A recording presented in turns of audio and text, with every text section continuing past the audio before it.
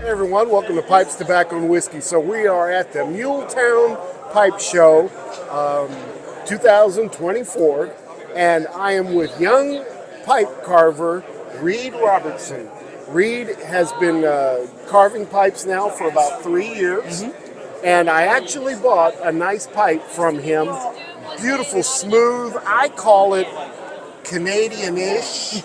You called it kind of a long-stemmed pot. Yeah, long shanked pot. Yeah. Yeah. So either way, it's right up my alley. Beautiful finish on it.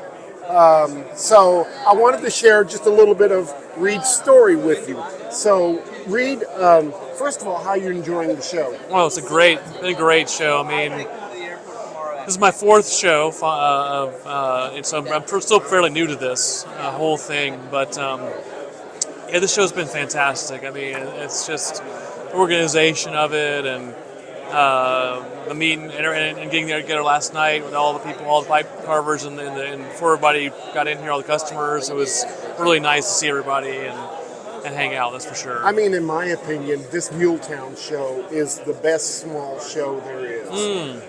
You've got great carvers. I mean, come on. Jody Davis, Adam Davidson, Scott Teal, Silver Gray, Brad Coleman. I mean, these guys are heavy hitters. Oh, yeah. You know? Tyler Beard, Grant Batson. I mean, geez. Yeah. And behind me, of course, you got May King, of Yeah. course. So, yeah. Great carvers. And 100%. So, all right. Well, trying to just kind of give a highlight on you. Tell me a little bit about how you got started into pipe smoking. Well, my love of pipe smoking actually came from a very, very early age, actually. I didn't smoke a pipe when I was very, really young, obviously, but when my parents took me to Disney World, actually, and I was 2 years old, and I remember this day smelling something that smelled absolutely incredible and asking my mom, what is that smell? And someone was clearly smoking a pipe at Disney World. And unbeknownst to me, until actually I had an interview with Brian Levine, I didn't know that Disney, back in that, that was like 83, 84, they actually had a tobacco shop and pipes at Disney World. On Main Street. And I had no clue. Yeah. So that makes perfect sense now. That's my first earliest memory as that being a two or 3 year old and smelling a pipe smell. And then my family, my great-great-grandfather, he smoked pipe and had tons of pipes. He smoked Paladin cherry tobacco. That's all he ever smoked. He was a barber, and he would smoke a pipe while he cut hair, and he smoked a pipe all day long. And so I kind of grew up around that a little bit. And so when I turned 18, my mom, I think, much to her delight, bought me my first pipe from Tinderbox. Cool. At age 18. So how old are you now? 42. So, gosh, you're like just like me. I started right when I went to college. Yep. I started. Yep. So Yeah, I've still got it. It's a 4-dot Sassini. I still got it at home. That's a collector piece. Oh man, it's a nice pipe. It's a nice brandy bent Sassini. It's beautiful. Yeah. So what transitioned you from smoking a pipe, being a general, everyday pipe smoker, into, hey, I think I can do this. I can make pipes. What got you there? My wonderful wife, for my birthday in 2019 or 2020, right before the pandemic, bought me a class at Klingspor. You know Klingspor, the woodworking supply? We have a store near us in Arden, North Carolina, and she bought me classes for wood turning and bowl turning. And I loved that. Like, I loved making something with my hands and the feel of doing something, creating something like that. And after that, for a long time, I thought I was going to do wood turning. I wanted to do wood turning and spindle turning and bowl turning. And she bought me the next year, actually bought me the very small, inexpensive Harbor Freight wood lathe. And she bought me that, and along with a couple other tools. And I thought, I made a few pepper mills and that kind of stuff. But then I thought, I love smoking a pipe. I got a wood lathe. Let's give it a shot. And so that's when I started making pipes. August 2021 was when I made my very first pipe. And Yeah, it's all thanks to her, honestly. And her Do you influence. remember when you sold your first pipe? I think I sold my first pipe as I shouldn't have, but I had like a commission actually from somebody, and I had no business doing a commission. It was like the very next year, but funny enough, it was actually to go to as a present to the husband of one of my friends I've known since elementary school. So she bought a pipe for her husband for his birthday, and I made that pipe for him. And How'd it turn out? it wasn't great, but it wasn't. I would not look at it fondly. What shape was it? It was kind of like a apple-ish, a bent apple kind of shape. Apple-ish? Yeah, it definitely wasn't any particularly good shape. But it wasn't a bad-looking pipe. But I, like I said, I had no business making a commission that early on in my pipe making career. Even now, I'm kind of nervous about it, honestly. So who are your influences? Well, I mean, do you have a mentor that you I do. studied with? Yeah, I do. I studied with David Hubert, who was an incredible pipe carver, and I've been looking at his work ever since he started making pipes. Honestly, in 2014, 15, and been just blown away by his work. And so I finally got in to study with him for 3 days, and it was beyond educational. I mean, to see a real professional pipe carver's workshop and all the little tools and techniques and everything that he uses, and going through the process with me of how to shape a pipe from just a block and freehand shape it, then freehand drill it. And I made this pipe actually with him. Oh, cool. Yeah. That kind of looks like his very much influence. Exactly. Yeah. Yeah. So yeah, I made this pipe while I was there, and I was very, very happy. I mean, he was very pleased with it. And so he invited me. He said, if you want to come back and study some more, it's no charge. Feel free to come. We'll work on the date and time, and we'll do that. This pipe community is such a great community. Yes, they are. Share everything. They are most generous people I've met in a long, long time, actually. I'm really very proud to be part of it, for sure. So when did you decide to start really kind of selling your pipes? That was basically right after I got back from David Hubert's workshop and really learned a lot of the techniques that are necessary to make pipes in a much more efficient manner. And that's when I really invested in my workshop. I got a metal lathe, I bought an 80-gallon air compressor, and got it all set up. Almost identical to David's, actually. Oh, yeah. Well, I mean, you always steal from the best, Hey, right? yeah. I mean, you learn. Yeah, I mean, yeah, exactly. I mean, you gotta emulate the people that you know make high quality products, and he does for sure. And so that's when I really got more confident about selling my pipes, and that I know kind of what I'm doing a little bit. So how many pipes do you think you make in about a year? Honestly, I haven't made more than, I would say, 100 pipes total so far. So I haven't really counted. I've been meaning to start numbering my pipes so I know where I am, but I haven't gotten to that point yet. I need to start doing that. Do you have a real job? Oh yeah, yes, yeah. I mean, you mean a real money producing job? Yeah, something that can feed the family. Yeah, my wife and I both have our own business, and she's a realtor, and we have vacation rental properties in Asheville which we maintain and clean. And we also have a cleaning company in Asheville where we clean other people's vacation rentals and residential homes and businesses. And so now I'm kind of taking over that cleaning company from her because she's wanting to become an accountant. I get it. And so she's gotten a job as a staff accountant, and I'm kind of taking over the cleaning company. And I actually really enjoy it. I'm a pretty clean freak, actually. So is Asheville by the mountains? Yes, it's up in the not Smokies, but it's in the up in the Appalachian Mountains. Yeah. And it's very close to the Smoky Mountain National Park, but more the Pisgah Forest area.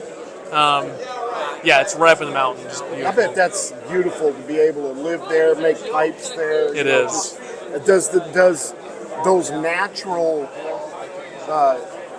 surroundings, does it influence you in any way? Oh yeah, 100%. I mean, it's just maybe not so much in my aesthetic as far as my look of my pipes, but to be in the right mindset to make pipe. I mean, people go there to have to go on vacation. We're lucky enough to just live there all the time, and so to be able to be in that environment and that beautiful environment and make pipes is a real treat, and I'm so lucky to be there, 100%. Well, how many pipes did you bring to this show?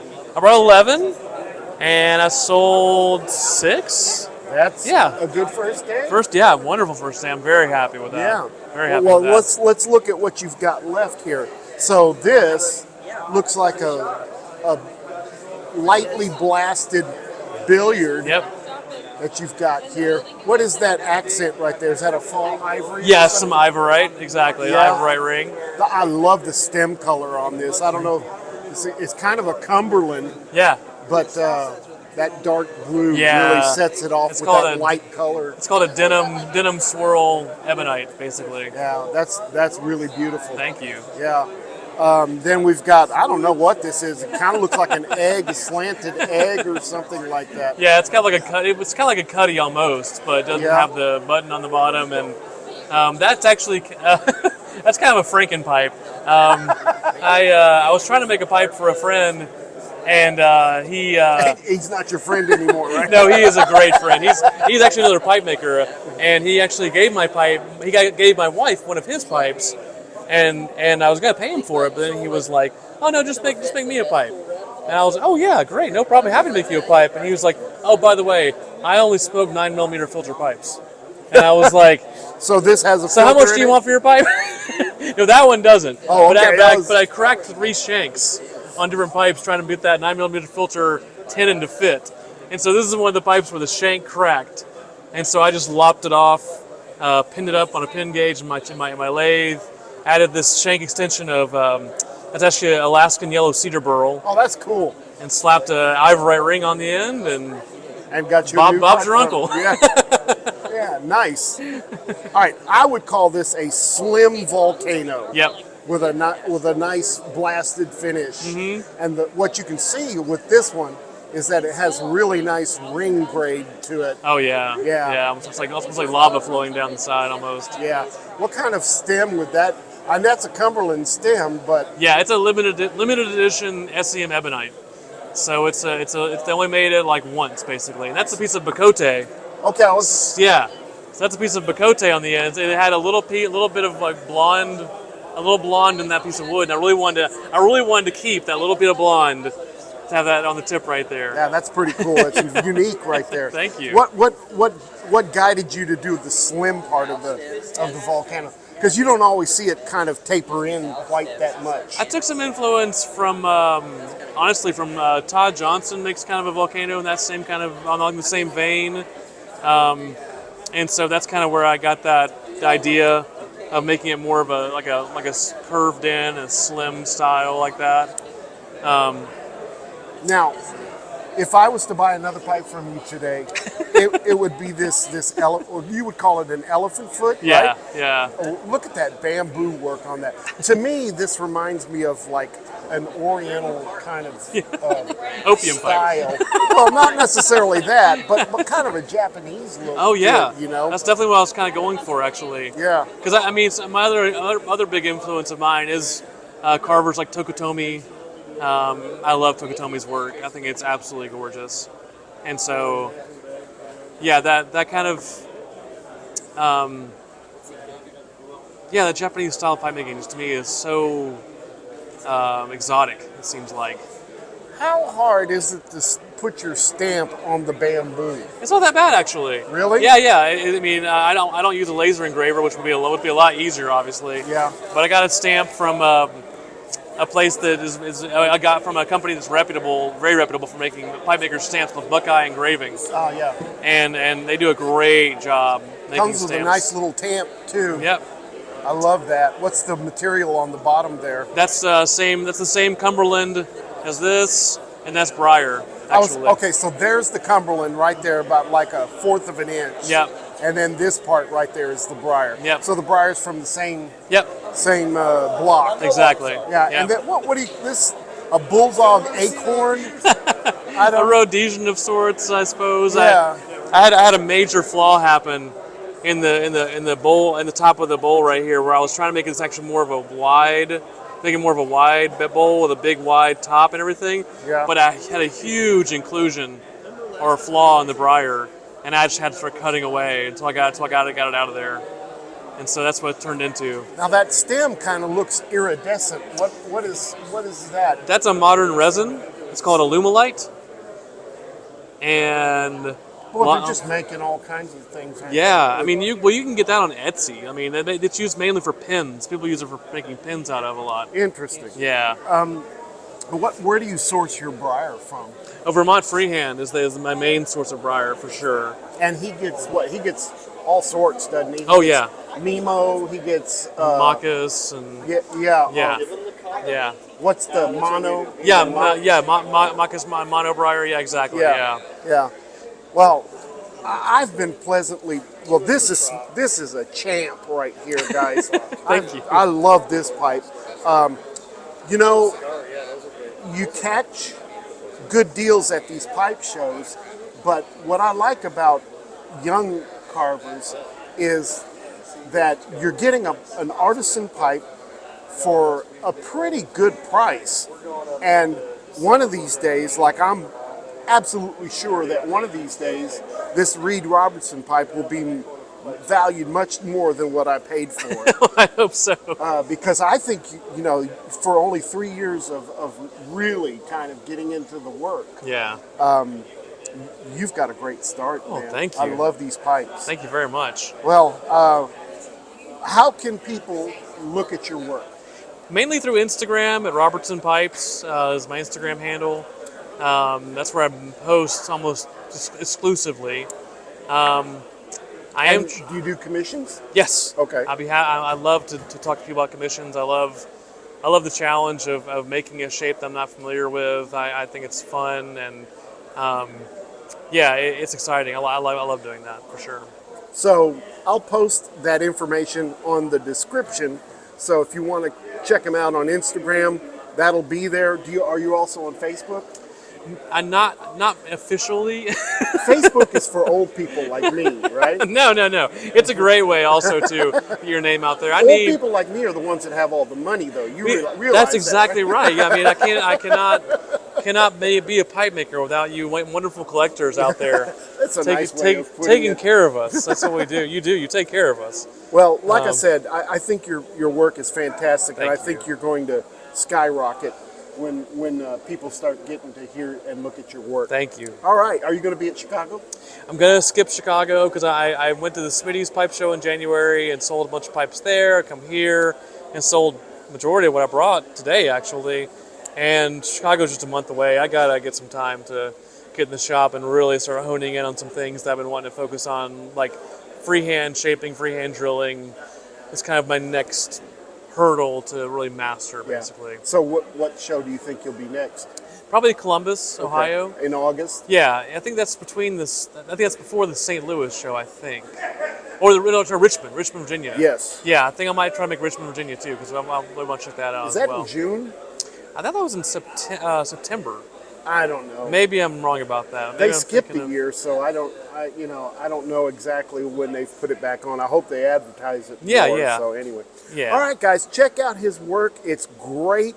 This is Robertson Pipes. Look it up on Instagram. Reid, thank you for sitting down and Thank you so much for having me. Yeah, it's been and great. spending the time with us. We course. really enjoyed it. Guys, look at his work. Hope you enjoyed this video. Don't forget, make all your piping moments count. We'll see you next week. Have a great one. Bye-bye.